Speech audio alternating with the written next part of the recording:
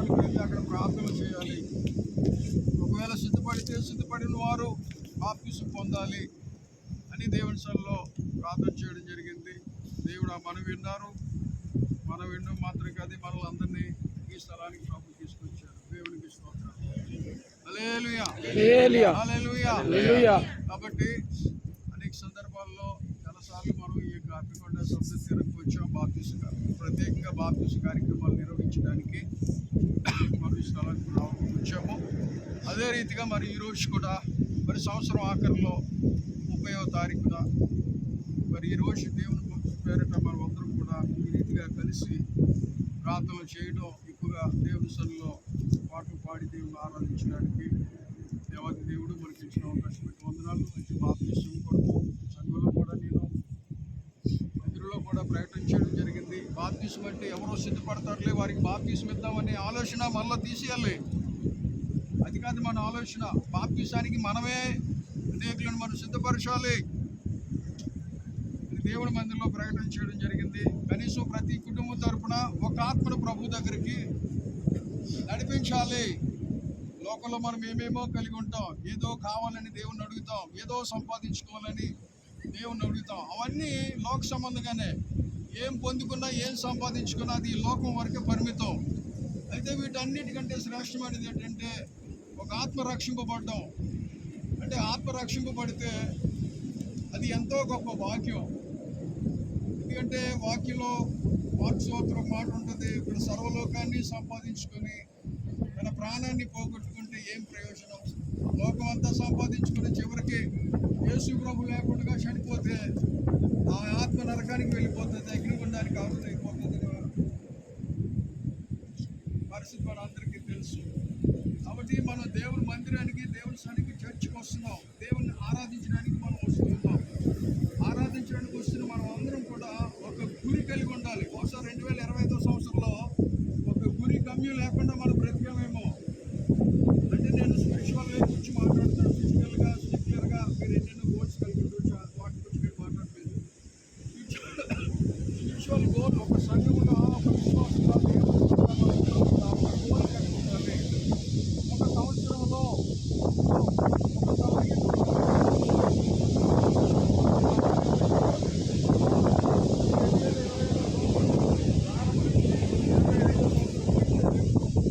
మీకోసం ప్రభు ఒక 5 ఆత్మల దేవుని దగ్గరికి నడిపించాలి, వారికి రక్షణ ఇవ్వాలి అన్న అక్కడ టార్గెట్ ఈ రోజున విశ్వాసమైన దేవుని బిడ్డల యొక్క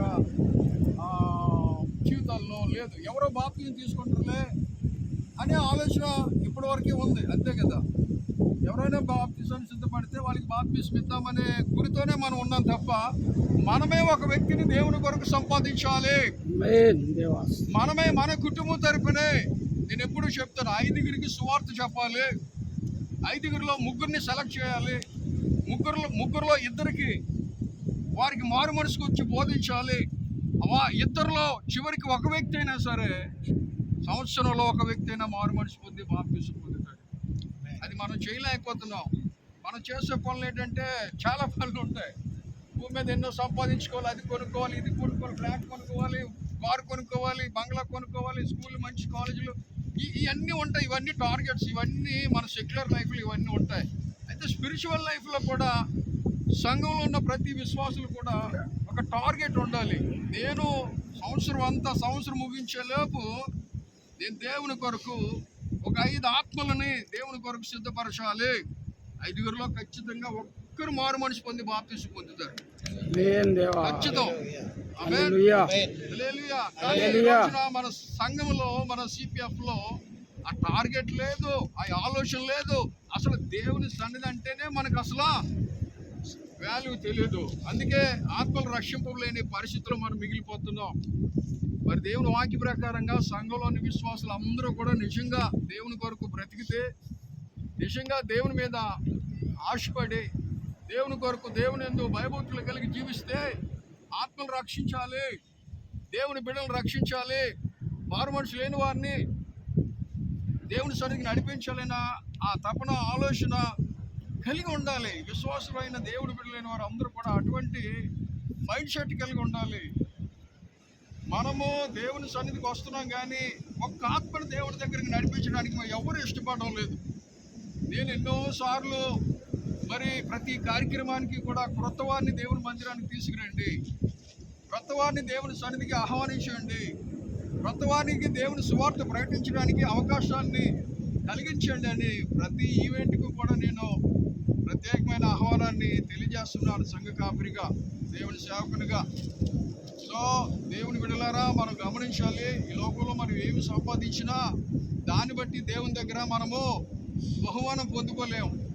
మనము బహుమానం పొందుకోవాలి, దేవుని దగ్గర రివార్డ్స్ పొందుకోవాలి, దేవుని మహిమలో ఉన్నతమైన రాజ్యములో నేను అభినందించబడాలి, నేను రికగ్నైజ్ చేయబడాలి అనే ఆలోచన మనకు ఉంటే నిజంగా వచ్చే 2026 సంవత్సరంలో మనమందరం కూడా చర్చ్ మెంబర్స్ అందరూ కూడా ఏక మనసు కలిగి సిలువ దగ్గరకు వచ్చి ప్రార్థనలు చేసి దేవుని సన్నిధిలో ఒక టార్గెట్ పెట్టుకుని, ప్రభా ఈ సంవత్సరం ఒక 5గురికి నేను సువార్త చెప్తాను తండ్రి.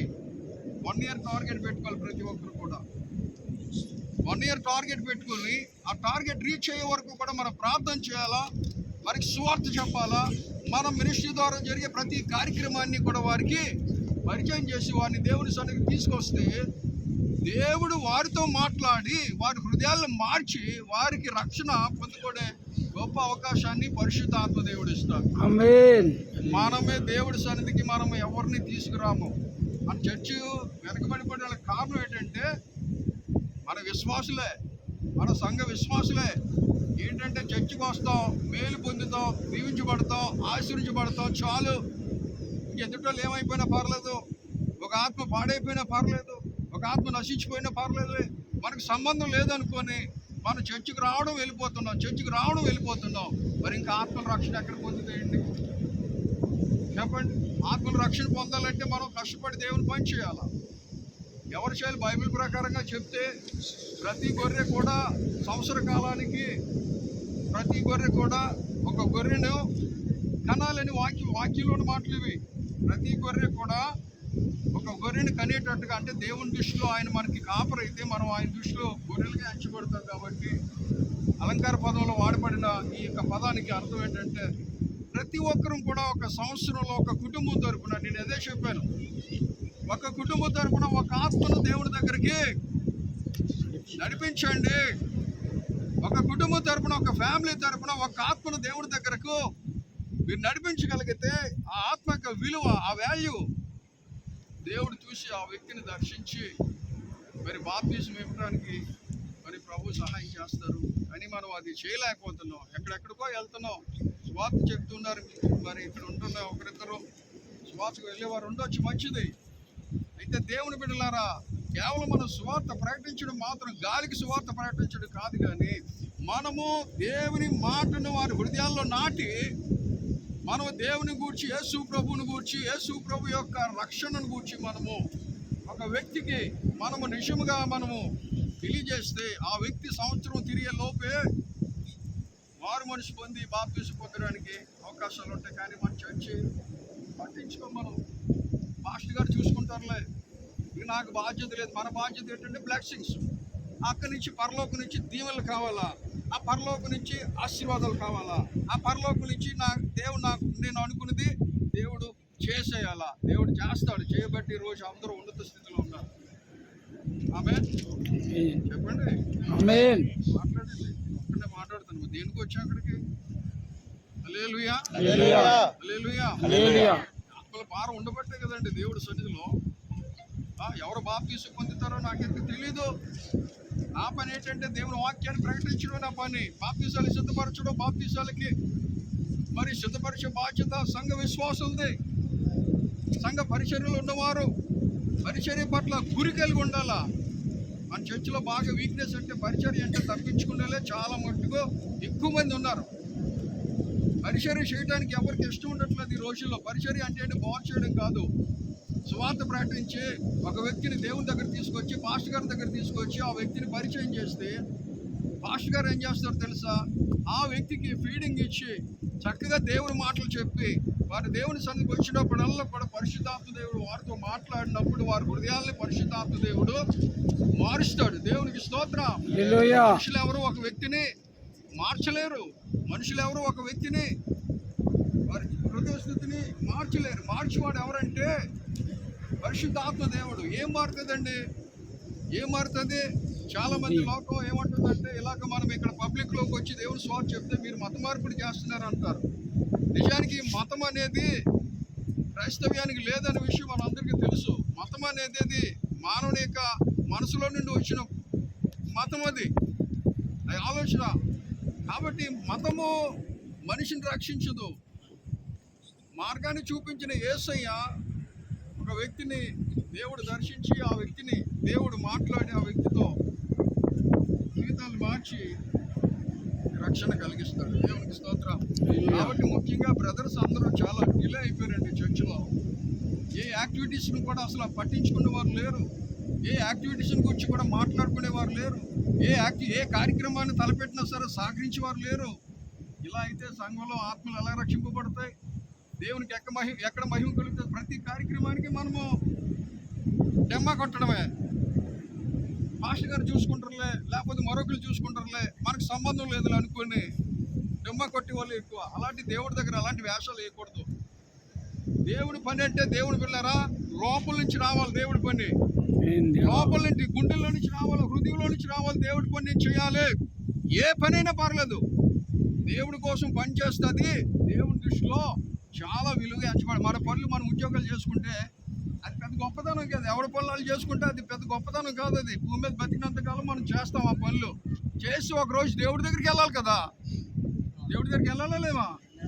వెళ్ళాలి. మరి వెళ్ళేటప్పుడు వెళ్ళగలుగుతావు? ఖాళీ చేతులతో వెళ్తావా? ఖాళీ చేతులతో వెళ్తే పరలోకంలో నీకు ఎవరైనా మైండ్ చేస్తాడా? దేవదూతలు మైండ్ చేస్తారా? తోటి విశ్వాసులు మైండ్ చేస్తారా? ఎవరు మైండ్ చేయరు. పరలోకం వెళ్ళడం గొప్పతనం కాదు. పరలోకం వెళ్ళిన తర్వాత ఆ న్యాయ సింహాసనం దగ్గర ఇక తీర్పులో నిలబడినప్పుడు దేవుడు నిన్ను అడుగుతాడు, నన్ను అడుగుతాడు, నా కొరకు నువ్వు ఎన్ని ఆత్మను రక్షించావు? నా కొరకు ఎంతమందిని దేవుని సువార్త చెప్పి దేవుని మందిరాన్ని నడిపించావు? చాలా మటుకు మన చర్చిలో దిగజాని పరిస్థితి ఏంటంటే, ఒకరి వల్ల ఒకరు దేవుని మందిరాన్ని బానిసలే ఉన్నారు. వాళ్ళు గొడవలు ఆడుకోవడం, వాళ్ళు కయ్యాలు ఆడుకోవడం, వాళ్ళు తగాదాలు పెట్టుకొని చర్చి మానేసిన వాళ్ళు చాలా మంది ఉన్నారు. ఒక మాస్టర్ గారి వల్ల ఎవడు కూడా మానలేదు, ఎవరు కూడా దేవుని సన్నిధిని మానలేదు. మానేరా? చెప్పండి, స్త్రీలు పురుషులు చెప్పండి. చెప్పండి కదా. తల కిందకి దించుకుంటాడు. చెప్పండి కదా. తలపైకి ఎత్తండి దేవుని సన్నిధి. ఇప్పుడు ఆయన ఏదో ప్రార్థన చేసేసాం. ఆయనకి మీరు ఎవరైనా ఒకరోజైనా దేవుని సువార్త చెప్పారా? ఆయనకి ఒకరోజైనా దేవుని గురించి ఆయన చెప్పారా? ఆయన బాప్తిసం తీసుకుంటాడు, పేరు ఇచ్చేసాడు. ఆయన ఏ పేరు ఇవ్వలేదు. ఎవరు బాప్తిసం పొందుతారో నాకు అయితే తెలియదు. నేను వచ్చిన సందర్భం ఏంటంటే, ఇక్కడ ప్రార్థన చేయాలా, ఈ స్థలంలో దేవుని సంఘంలో ప్రార్థన చేయాలా, చివరి అవకాశం అని సంఘంలో అందరినీ ప్రకటించడం జరిగింది. మరి ప్రకటన విన్నవారు వచ్చారు, వినలేని వారు అందరూ కూడా ఈ సంవత్సరం ఆఖరి రోజున కూడా మరి వేరే సంగతి అది. కాబట్టి దేవుని వెళ్ళారా, నేను పూర్తిగా బ్రదర్స్కి నేను చెప్తున్న విన్నప్పుడు ఏంటంటే, మీరందరూ దేవుడి కొరకు ఒక్కొక్క సాధన చర్చకొచ్చి రావడం వెళ్ళిపోవడం కాదండి. ఒక అన్యుడు వెళ్తాడండి గుడికి, పూజ చేసుకుని వెళ్ళిపోతాడు. వాళ్ళకి మనకి తేడా ఏముంది? మనం చేసే ప్రతి కార్యక్రమం కూడా దేవుడితో ముడిపడి, ప్రతి కార్యక్రమం కూడా ఇది నా బాధ్యత, ఇది నా పని కనుక మన పరిధిలో ఉన్న దేవుని బిడ్డలందరినీ కూడా సమకూర్చి ఇలాంటి ప్రత్యేకమైన కార్యక్రమాల్ని మనం ఎంకరేజ్ చేసి దేవుని సన్నిధికి నడిపించాలి. అది మన పని, అది మన బాధ్యత. మన పనులు మన వ్యాపారాలు చేసుకుంటే అది గొప్ప ఏమి కాదు. అది లోకంలో మనకంటే చాలా మంది ఉన్నారు, మనకంటే పెద్ద పెద్ద పొజిషన్లు ఉన్నవారు. అయితే వారికి లేని గొప్ప భాగ్యం ఏంటంటే, మన దేవుని పని చేయడం ద్వారా దేవునికి మహిమ, మన చర్చికి గొప్ప, దేవునికి నడిపించేవారుగా ఎత్తినోరు కొట్టుకొని దేవుని సేవకులుగా చెప్తున్నా విశ్వాసం మారటం లేదండి. చాలా బాధపడుతుంటాం. చాలా విషయాలు మారటం లేదు. ఏ విషయం చెప్పినా పాస్టర్ గారి మాట, సంఘంలో ఉన్న విశ్వాసం, ముఖ్యంగా పురుషులు, స్త్రీల సంగతి పక్కన పెడదాం, పురుషులు ఎవరు కూడా పాస్టర్ గారి మాట అసలు పట్టించుకోవటం లేదు. పట్టించుకుంటే ఈరోజు సంఘం ఎలాగుందో తెలుసా? ఒక స్థాయికి రావాల్సింది. సేవకుడిగా నేను ఎంత కష్టపడాలో అంత కష్టపడుతున్నాను. విశ్వాసులు ఏం చేస్తున్నావు చెప్పండి. బ్రదర్స్, దేవుని కొరకు ఏమైనా చేసావా ఈ సంవత్సరంలో? చెప్పండి. దేవుని కొరకు, సంఘ అభివృద్ధి కొరకు, సంఘ క్షేమం కొరకు, విశ్వాసుల యొక్క ప్రోత్సాహం కొరకు, నశించిపోతున్న అనేకులకు మనం ఏదైనా చేయగలిగామా?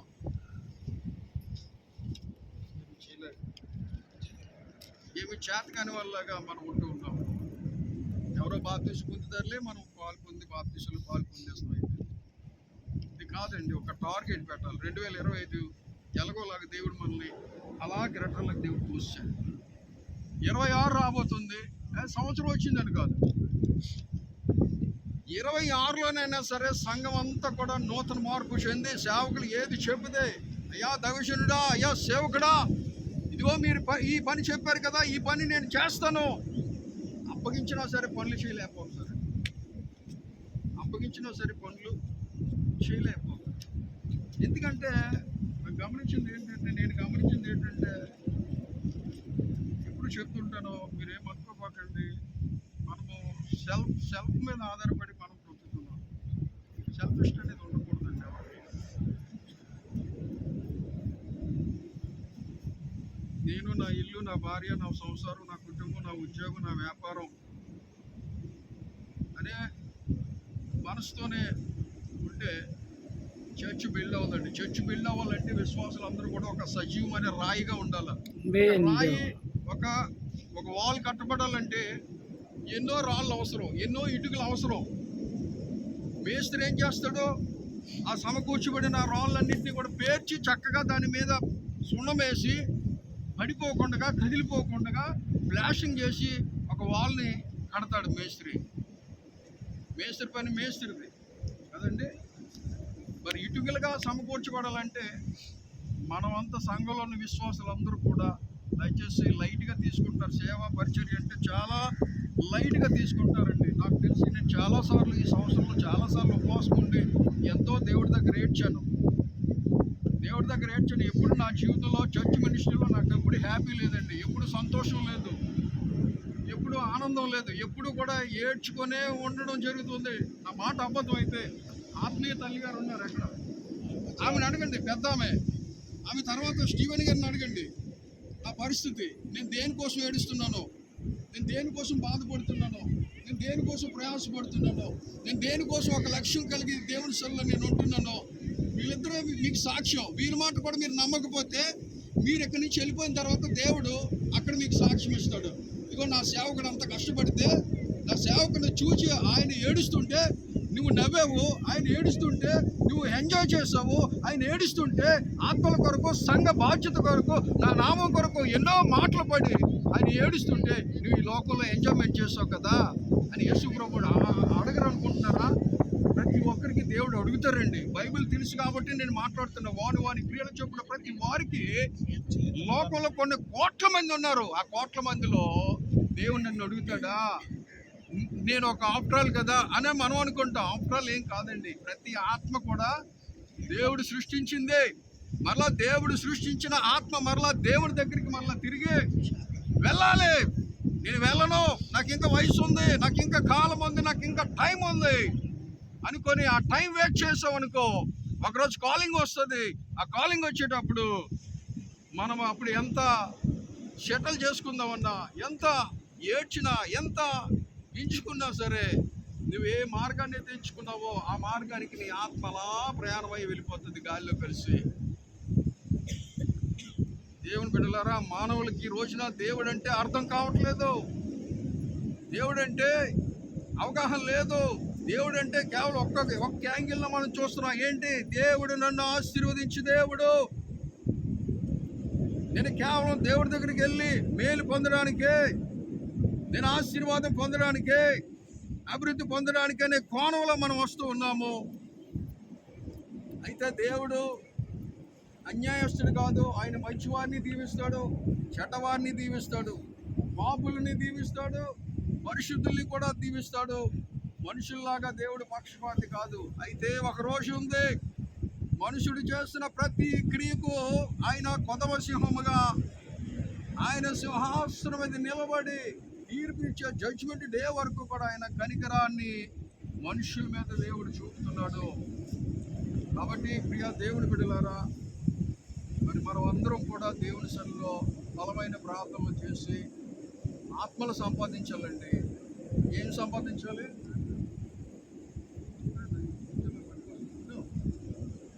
ఏమి సంపాదించాలి? ఆత్మ అంటే ఏంటి? ఆత్మ అంటే ఏంటి? ఏమి సంపాదించాలండి? చెప్పండి బ్రదర్స్, అందరు చెప్పండి బ్రదర్. అది అసలు గాలికి ట్రై ఏం కొంచెం రిప్లై ఇవ్వండి. ఆత్మలు సంపాదించడం అంటే ఎలాగా?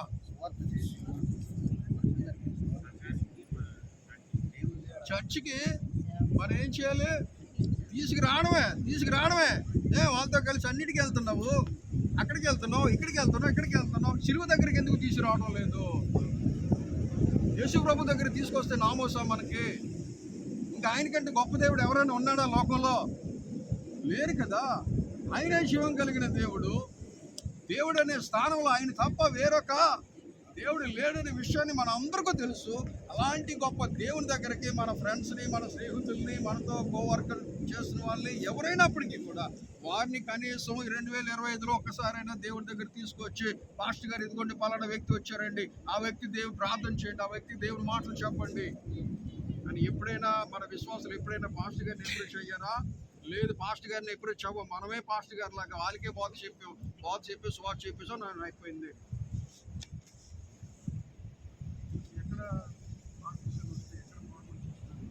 చెప్పండి. స్త్రీకి బాధ్యత లేదమ్మా? స్త్రీలు మీరేం చేస్తున్నారు? ఇంటి పనులు, వంట పనులు, ఆఫీస్ పనులు. అందుకే చర్చ్ ఎదగపోవడానికి గల కారణం ఏంటంటే మన విశ్వాసులే. స్త్రీలు చాలా చక్కగా చురుకైన వారుగా ఉండాలి.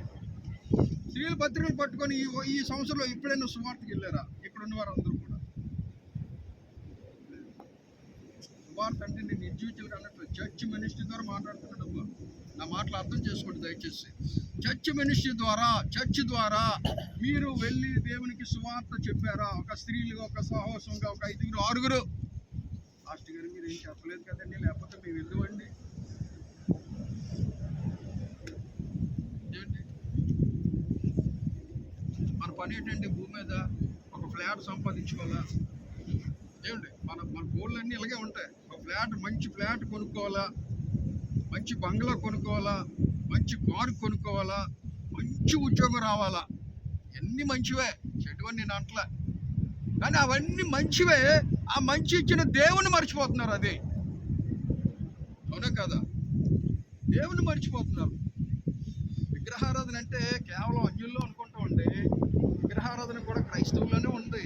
విగ్రహారాధన అంటే ఏమిటి? నువ్వు దేవుని కంటే దేన్నైతే ఎక్కువ ప్రేమిస్తావో అదే నీకు ఒక స్టాచ్యూ, అదే నీకు ఒక విగ్రహం. ఆ విగ్రహానికి మనం లోబడకుండా, విగ్రహము స్టాచ్యూ అంటే కేవలము ఏదో దేనికో పూజ చేయడము, దేనికో తెలుగు పెట్టడం, లేకపోతే దేనికో నమస్కారం చేయడం విగ్రహారాధన కాదు. అది నువ్వు ఈ లోకంలో యేసు ప్రభు కంటే దేన్నైతే ఎక్కువగా ప్రేమిస్తున్నావో, అఫ్కోర్స్ నీ తల్లిదండ్రులు కావచ్చు, నీ భార్య కావచ్చు, నీ బిడ్డలు కావచ్చు, అది దేవుని దృష్టిలో ఏమవుతుంది? విగ్రహము. మనము యేసు ప్రభుని వెంబడించాలంటే వాక్యంలో ఒక మాట ఉంటుంది. ఒకడు సిలువను ఎత్తుకొని నన్ను వెంబడింపగోరిన ఎడల తమ ఆస్తినైనను, తమ భార్యనైనను, తన అన్నదమ్ములైనను, తన అక్క చెల్లెళ్ళైనను, తన కుమారులైనను అన్నిటిని విడిచిపెట్టి నన్ను వెంబడించమన్నాడు. మనమే విడిచిపెట్టాం ప్రభు, అవన్నీ వద్దు నాయన అంటే ఆ రోజు యేసు ప్రభు సందర్భంలో దేవుడు మాట్లాడారు. విడిచిపెట్టగలమండి? విడిచిపెట్టగలిగితే ఈరోజు చాలామంది వచ్చింది కదా, చాలామంది దేవుడి సన్నిధికి వచ్చింది కదా, ఈరోజు విడిచిపెట్టలేదు. కనీసం సంవత్సరం ఆఖరిలోనైనా సరే దేవుని దగ్గరికి వెళ్దాం, బాప్తిస్మ కార్యక్రమంలో పాల్పొందుదాం. అదే ఎవరైనా సడన్గా ఇంట్లో చచ్చిపోతే పనికి వెళ్ళిపోతారా? చెప్పండి. ఉద్యోగాలకు వెళ్ళిపోతారా? వ్యాపారం వెళ్ళిపోతారా? చెప్పండి. అందరూ మాట వెళ్ళిపోతారా? ఒక శరీర సంబంధమైన చావుకి పిలుస్తున్నారు తప్ప, ఒక వ్యక్తి పాపంలో చచ్చిపోతున్నాడు, ఆ వ్యక్తిని సముద్రంలో సమాధి చేయాలి. సో ఆ సమాధి కార్యక్రమంలో నేను, ఆ భూస్థాపన కార్యక్రమంలో నేను పాల్పొంది మరలా ఆ వ్యక్తి తిరిగి మరలా లేస్తాడు కనుక, ఆ వ్యక్తి లేచినప్పుడు ఆ పునర్జన్మ అనేది ఆ వ్యక్తి కలుగుతుంది కనుక, అలాంటి సందర్భంలో నేను పాలు పొందుతానని చర్చ అందరూ కూడా యవనస్తులేమి ఏంటి, యవనస్తులు ఎవరు ఉన్నారని చెప్పండి. ఇక్కడ యవనస్తులు ఎవరు లేరు. ఇప్పుడు సైమన్ గారు ఉన్నారంటే సందర్భాలు అదే, మన బ్రదర్ ఉన్నారంటే వాళ్ళు యవనస్తుల కింద రారు కదా, వాళ్ళు ఒక మేల్ కింద వస్తారు. ఎందుకంటే మ్యారేజ్ అయింది, పిల్లలు ఉన్నారు రెస్పాన్సిబిలిటీ ఉంటారు. మరి అలాగని తప్పించుకోకూడదు. యవనస్తులు అంటే ఎవరు? కుర వయసు ఉన్న వాళ్ళు యవనస్తులు అనుకుంటారు. యవనస్తుల్ని మనం తయారు చేయగలుగుతున్నాము. ఒకప్పుడు యూత్ చాలా చక్కగా ఉండేదండి, ఆడపిల్లలు కానీ మగపిల్లలు కానీ.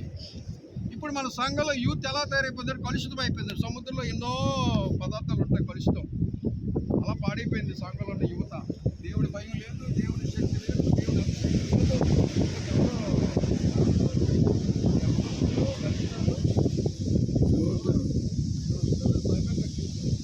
ఎవరిలో దర్శనాలు చూస్తారు అని ప్రాంతంలో జ్ఞాపకం చేస్తారు. ఎందుకు ఈ రోజున ఎవరు దర్శనం చూసిన ఉన్నారండి? లోకాన్ని చూసిన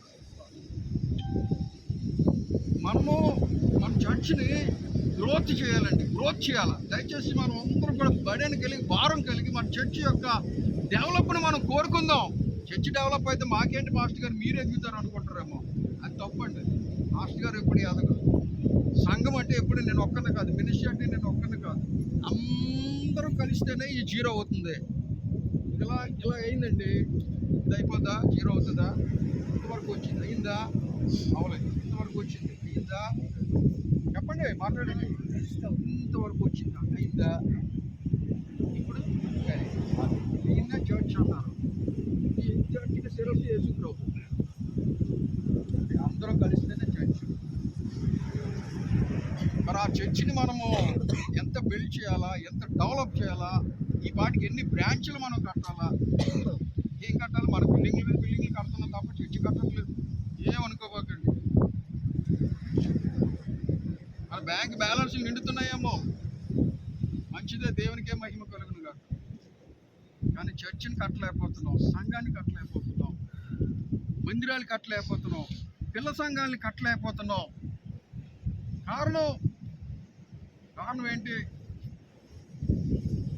దిగజారిని తను, పట్టించుకోలేని తను పాస్టర్ గారు చేసుకుంటారు. ప్రతి దానికి పాస్టర్ గారి మీద వాళ్తున్నారే, అలా చేయడం చాలా తప్పది. పాస్టర్ గారికి ఉన్న రెస్పాన్సిబిలిటీ వేరు, విశ్వాసులకు ఉన్న రెస్పాన్సిబిలిటీ వేరు, పరిచర్యలు ఉన్న సహకారులు కానివ్వండి, లీడర్షిప్లో ఉన్న వారు కానీ వాళ్ళకున్న రెస్పాన్సిబిలిటీ వేరు. నేను ఎప్పుడు చెప్తాను, సంఘంలో 3 స్థాయిలు ఉంటాయండి. ఒకటి కాపరి, రెండోది పరిచారకులు, మూడోది విశ్వాసులు. ఎవరు? ఫస్ట్ కాపరి, తర్వాత పరిచారకులు, విశ్వాసులు. ఈ 3 స్టాండర్డ్స్ కలిపి చర్చిగా పిలువబడ్డాం. ఈ ముగ్గురు కలిసి క్రీస్తుకు మహిమకరంగా మనం ఉండాలి. హల్లెలూయా, హల్లెలూయా.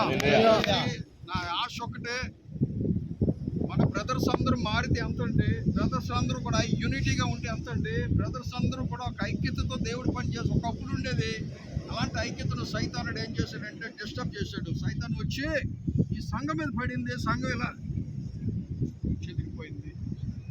చర్చికి వస్తున్న ఒకళ్ళంటే ఒకరికి ప్రయోజనాలు చెప్పుకో, చర్చికి వస్తున్నా కానీ ఒకళ్ళంటే ఒకరికి వందనాలు చెప్పుకో. ఏమంటే మనసులో అలా చెదిరిపేసాడు. కారణం మనం కాదండి, సైతాన్ అండి, అపవాది ఏం చేశాడంటే మన హృదయాలని డిస్టర్బ్ చేశాడు. అందుకే యాకోబు భక్తుడు అన్నాడు, మీరు అపవాదికి చోటు ఇవ్వద్దు. చోటు అంటే పాపం కాదండి, పాపం ఒకటే కాదు, ఇంకా చాలా రకాలుగా మనం మనసుల్ని మనం కఠిన చేసుకుంటాం. ఆ బ్రదర్కి వందనాలు చెప్పు, ఆ శిష్యుడికి వందనాలు చెప్పు, లేదా ఆ పాస్టర్ గారికి వందనాలు చెప్పు. ఏమిటండి, ఒకే ఇంట్లో ఉంటున్నాం, ఒకే కంచంలో దేవుని వాక్యాన్ని తింటున్నాం, ఒకే బల్లలో పాలు పొందుతున్నాం. మరి మనస్పర్ధలు ఎందుకు? సమాధానం లేని స్థితి ఎందుకు మనకి?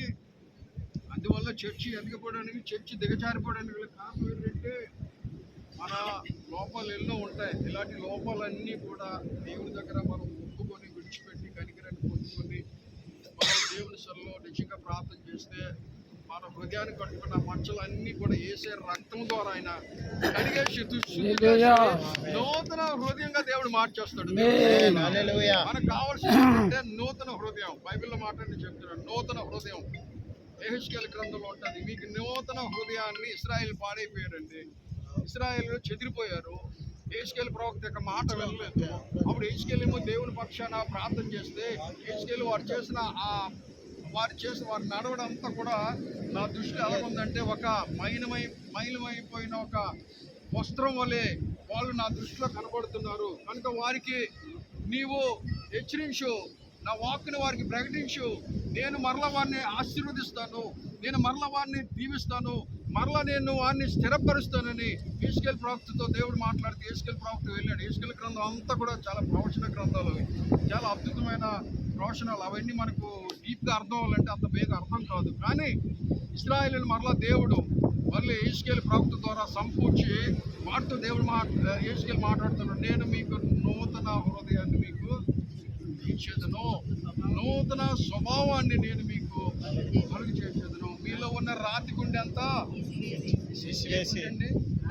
రాతి గుండె అంటే నిజంగా మన గుండెల్లో రాయి ఉందని కాదు, ఆ రాయి లాంటి స్వభావం కలిగిన కఠినమైన మనస్సు, ఒక కఠినమైన మనస్సు, ఆ మనసుని దేవుడు తీసేస్తాను అంటున్నాడు దేవుడు. రాతి గుండెని నాలో తీసివేసి మెత్తని హృదయం దయచేయండి, ఆయన ఆత్మ ద్వారా నింపబడిన హృదయాన్ని నాకు దయచేయండి. ప్రవక్త చెప్పినట్లుగా మనం కూడా దేవుని సన్నిధిలో రాబోయే నూతన సంవత్సరం అంతా కూడా ఆశీర్వాదం మనకు కావాలంటే ఈ 2025లో మనం అంతా ఏడ్చాం, మరలా 2026లో కూడా ఏడిస్తే అర్థం లేదు. ఆశీర్వించబడాలా, దీవించబడాలా, హెచ్చింపబడాలా, దేవుని పని విస్తరింపబడాలా, దేవుని కొరకు అనేక గొప్ప కార్యక్రమాలను మనం రాజ్యాన్ని మనం బ్రతుకుంటుండగానే భూమి మీద కట్టాలి. ఆ గురి, ఆ గమ్యం కలిగి దేవుడి సన్నిధిలో మనము ప్రార్థనలు చేయాలా, ప్రయాసపడాలా. ఆ బ్రదర్ కాదు, ఈ బ్రదర్ కాదు, ఆ బ్రదర్ కాదు, ఆ బ్రదర్ కాదు, లేదా లీడర్షిప్లో ఉన్న చేస్తారులే, వాళ్ళే చేస్తారులే, నేను లీడర్షిప్లో లేను కదా అని ఎవరు అనుకోకూడదు. మనం అందరము కూడా నాయకత్వంలో ఉన్న లేకపోయినా క్రీస్తు శరీరంలో ఒకరొకరు అవయవమై ఉన్నాము. దేవుని నా పని మాస్టర్ గారు చెప్పినా చెప్పకపోయినా ఇది నా పనిగా మనం ఏం చేయాలి? అదే దేవుడి పని. దేవుడి పని చెప్పకుండా చేసేది దేవుడి పని, చెప్పి చేసే పని లోకం పని. ఇప్పుడు మీరు కంపెనీస్కో జాబ్స్కి వెళ్తారు, మీ బాస్ ఉంటాడండి, మీరు ఇక్కడ ఉంటారు, బాస్ ఇక్కడ ఉంటాడు. బాస్ ఉదయాన్నే మీకు టైంలో ఇచ్చేస్తాడు, ఈ టైంకి చేయాలని. మీరు అప్పుడు వెళ్ళి అక్కడ ఏం చేస్తారు? పని చేస్తారు. చేయరా? బాబా నీ పని చెప్పడం బాస్ అయితే అవ్వచ్చు, కానీ నీకేమైనా ఎక్స్ట్రా కావాలి ఉందంటే నేను కావాలని ఎగరేసి ఉంటుంది. ఆ బాస్ ఏం చేస్తాడు? అంతకన్నా బాస్ మీకు తెలిసి నాకు తెలియదు ఇలాంటి బిజినెస్ ఏం చేస్తాడు? బాబు నువ్వు బాస్ కాబట్టి నీకు కావాల్సిన రాయితీలన్నీ ఇచ్చి పంపించి వస్తాం. నీకు 4 కంపెనీలోనే ఎక్కడైనా జాయిన్ అయిపోయి ఎక్కడైనా చేసుకొని అక్కడికి చేంజ్ చేస్తాను పంపించేస్తాను. అది కాదు, అది బాస్ చెప్తే చేసే పని లోకం పని, చెప్పకుండా చేసే పని దేవుని పని. రైట్, దేవుని స్తోత్రం. హల్లెలూయా. ఇన్ని విషయాలు చెప్తున్నా. బాప్తిజం కదా పాస్టర్ గారు, నేను బాప్తిజం మైండ్తో రాలేదండి. బ్యాప్టిజం మైండ్తో నేను రాలేదు. ఇక్కడ దేవుని బిడ్డలు వస్తారు, నేను ఏం చెప్పాను? ఇసుకలో వెళ్ళి ప్రార్థన చేస్తామని చెప్పాను, లేకపోతే బాప్తిజం ఇద్దామని చెప్పాను. బాప్టిజానికి ఎవరైనా సిద్ధపడితే వాళ్ళకి బాప్టిజం ఇద్దాము అని చెప్పాను, కానీ ప్రత్యేకంగా బాప్తిజం కార్యక్రమమే నేను చెప్పలేదు. గమనించారో లేదో? ఇప్పుడు మన మధ్యలో ఆదినారాయణ గారు ఉన్నారు, ఇప్పుడు ఆయన దగ్గరికి వస్తున్నాం. ఆయన మనం అందరం జనవరి 1కి ఫుల్గా ఉపవాసం ఉండి ప్రార్థన ఉపవాసం ఏదో ఉండి ప్రార్థన చేసి జనవరి ఆరాధన పాల్గొని ఇంటికి వెళ్ళిపోతాం. మీరందరూ వెళ్ళిపోయిన తర్వాత జనవరి సాయంకాలం ఆయన వస్తాడు. ఎక్కడికి? చర్చికి వస్తాడు. పోనీ ఎలా వస్తాడు ఆయన? ఆయన వచ్చే రూట్ ఎలా ఉంటుందంటే ఇలా వస్తాడు ఆయన. విషయం చెప్తున్నా, అది ఇలా వెలుగులు వేసుకొని చూసిన వెంటనే ఆయన చేసే పని ఏంటో తెలుసా? ఆయన ఇలాగ మెలుగులు తిరిగినా వచ్చినట్టే ఆయన వచ్చే పని ఏంటో తెలుసా? ఆయన సరెండర్ అయిపోయి మాస్టర్ గారి కాలేజీ ఇలాగా నమస్కారం పెట్టడం నాకు బాగా తెలుసు. మనం స్ట్రైట్గా వచ్చినా సరే మాస్టర్ గారి మాట విన్నాం. మాస్టర్ గారు అంటే మనకు అసలు పడదు. సంవత్సరాలు మారితే 2 సంవత్సరాల పైన మారు మనుషులు ఎప్పుడు మారు మనుషులు రాదనుకోండి, ఇది వేరే విషయం. కానీ ఆయన అలా కాదు. వచ్చిన వెంటనే ఏమిటి ఆదరణ ఇలా ఉన్నావు, నేను మాట్లాడితే ఇలా వచ్చి పాస్టర్ గారు కాలు పెట్టుకొని వేరని పట్టుకొని నమస్కారం పెట్టుకున్నారు లేదా ప్రతి సంవత్సరం. ఆ స్టేజ్ ఎలాంటి స్టేజ్ అంటే డ్రంకింగ్ స్టేజ్. ఆయన బాగా 1వ తారీఖు కదా, కొత్త మంది వస్తుందో ఏంటో మరి నాకైతే తెలియదు, కానీ మరి ఆ కొత్త మంది అంతా బాగా ఉదయం నుండి మధ్యాహ్నం వరకు బాగా తాగి సాయంకాలం అయ్యేసరికి మాస్టర్ గారి దగ్గరికి వెళ్తే ఎవ్వరు ఉండరు. ఏమైనా పప్పులు ఉంటే, భోజనాలు ఉంటే, బిర్యానీ ఉంటే పోనీ అది కూడా ఇస్తారు కదా అని రావడం. టిఫిన్ గారికి తెలిసింది, మీరు కూడా చూసి ఉంటుంది. హోటల్లో కాదు, రియల్గా చెప్పండి, చూశారు. అయితే ఆయన వచ్చి అలా కాళ్ళ మీద పెడితే నేను చాలా బాధపడాను. ఆ కాళ్ళ మీద కాదండి, మీరు ఇప్పుడు తాగారు నిజమే. ఇప్పుడు మీరు తాగినా సరే యేసయ్య పాదాల మీద మీరు పడితే దేవుడు మిమ్మల్ని క్షమిస్తాడండి. లేదయ్యా దేవుడు లాంటి మనిషి అంటే నేను దేవుడిని కాదు, దేవుడు మన అందరికీ ఉన్నాడు. ఆయన పాదాలు పట్టుకొని ఆయన పాదాల మీద మనం పడి దేవుని సన్నిధిలో దేవుని వేడుకోవాలి. దయచేసి ఈ వ్యసనం నుంచి మీరు విడిపించబడాలి అని ఆయనకి ఖచ్చితంగా 1వ తారీఖు నేను వస్తాను. 1వ తారీఖు అంటే మనం ఫంక్షన్ చేస్తాం కదా, అదే సాయంకాలం టైం వస్తాడు. ఆయన స్పెషల్ గెస్ట్ మాట నాకు, ఆయన స్పెషల్ గెస్ట్. ప్రతి సంవత్సరం కూడా ఆయన వస్తాడు, వచ్చి కూర్చోబెట్టే. కొంతమంది నువ్వే మంది తాగా గెడౌట్ అని పంపించేస్తారేమో, నేను ఎప్పుడు అలాగ అనలేదు. వచ్చి కూర్చోబెడతాను, కుర్చీలో లేదు మాస్టర్ గారు కింద లేదు కూర్చోబెట్టి ఆయనతో మాట్లాడు. ఇలా తాగటం వల్ల ఏమైనా నీకు సుఖం ఉందా, తాగటం వల్ల ఏమైనా ఆనందం ఉందా? లేదండి, మానేస్తానండి. అలా సంవత్సరాలు ఆయన ఈరోజు మారు మనిషి పొందాడంటే ఆయన భార్య సహోదరి మా రాధమ్మ గారు, ఆమె కన్నీటి ప్రార్థన. తన భర్త, అయ్యా మాస్టర్ గారు నా భర్త కోసం ప్రార్థించారు. ఆయన మారాలి, బాగా తాగుతున్నాడు. ఎన్నోసార్లు చెప్పారు, తాగింట్లో గొడవ పెట్టారు, చెప్పండి.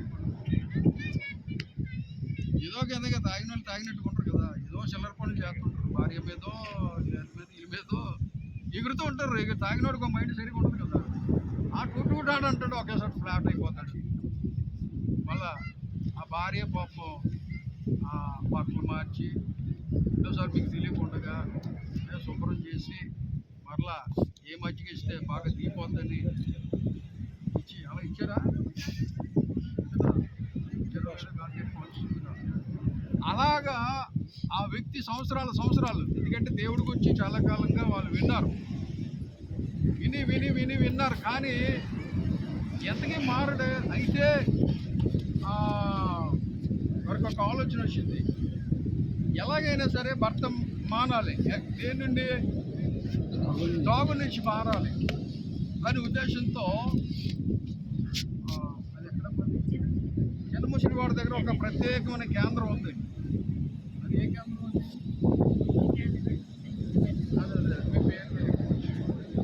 అంటే ఎవరెవరైతే కొంచెం డ్రంకింగ్ అలవాటు పడిపోయారో అలాంటి వాళ్ళందరికీ కూడా ఒక హాల్ ఉందండి. ఆ హాల్లో జాయిన్ చేశారు. ఒక 2 నెలలు 3 నెలలు 25 days, ఒక 45 రోజులు అందులో జాయిన్ అయ్యారండి. అక్కడ మీకు ఏ క్లాస్ ఇచ్చారు?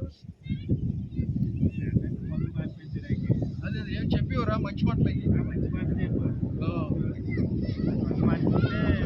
జీవితం బాగుపడుతుంది. ఏ దేవుడు నమ్ముకుంటే ఆ దేవుడు నమ్ముకుంటే బాగుంటుంది, లైఫ్ బాగుంటుంది.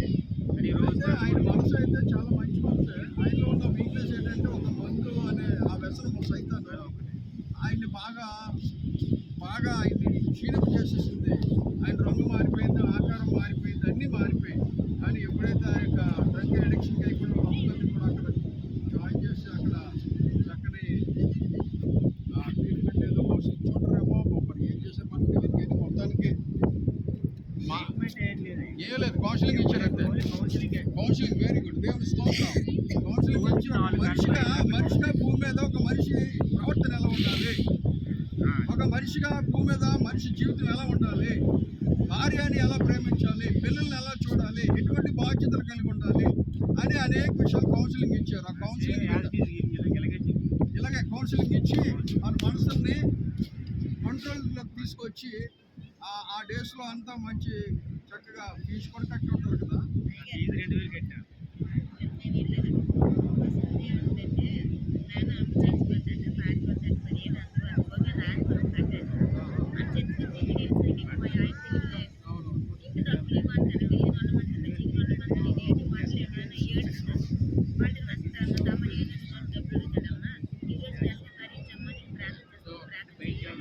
సోమవారం సెలవు ఏంటని గుర్తేసుకో ఇక్కడ మనకి ఎవరు చెప్పరు మంచోళ్ళగా అందరికాడు కొంటే మా ప్రేమ తీసేస్తారు మా రోజు వెళ్ళిపోతే నాకు రెస్పాండ్ అవుతాను నేను ఇంతవరకు నన్ను పెంచావు ఇప్పుడు పెద్ద అయిన తర్వాత ఒక తండ్రి చేశాను అంటారు అందరూ ఇది ఇస్తున్నానా అంటే నేను మానలేను అన్నాను.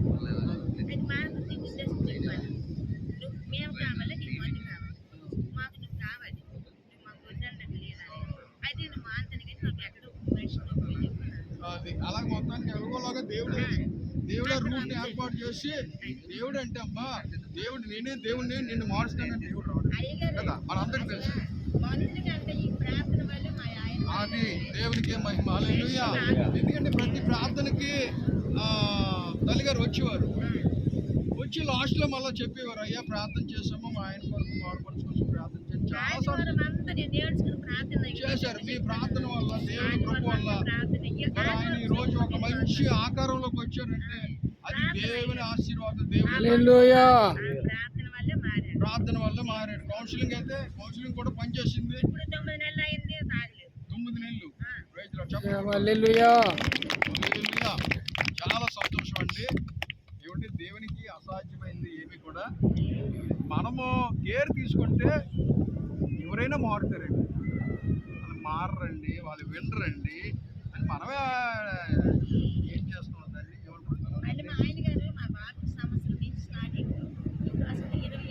చెప్తారు కానీ వాళ్ళు మారండి అని మనమే జడ్జ్మెంట్ చేస్తాం. మారుతారండి, మన పట్టుదల కలిగి ప్రార్థన చేసి వారికి కౌన్సిలింగ్ ఇస్తే వాళ్ళు మారుతారు. మారిన వ్యక్తికి బాప్తిస్మం ఇస్తే, ఇప్పుడు మీరు ఎందుకు వచ్చారు ఆదినారాయణ గారు? సొంత బీచ్ చూడడానికి వచ్చారా, దేనికి వచ్చారు? ఇక్కడ మధ్యకి రండి. ఇప్పుడు బాప్టిస్ట్ దగ్గరికి వెళ్ళిపోతాం. మధ్యకి రండి, మీతో మాట్లాడిన తర్వాత అప్పుడు బాప్టిస్ట్ వెళ్తాం. కూర్చోండి. ఇప్పుడు మీరు ఎందుకు వచ్చారు?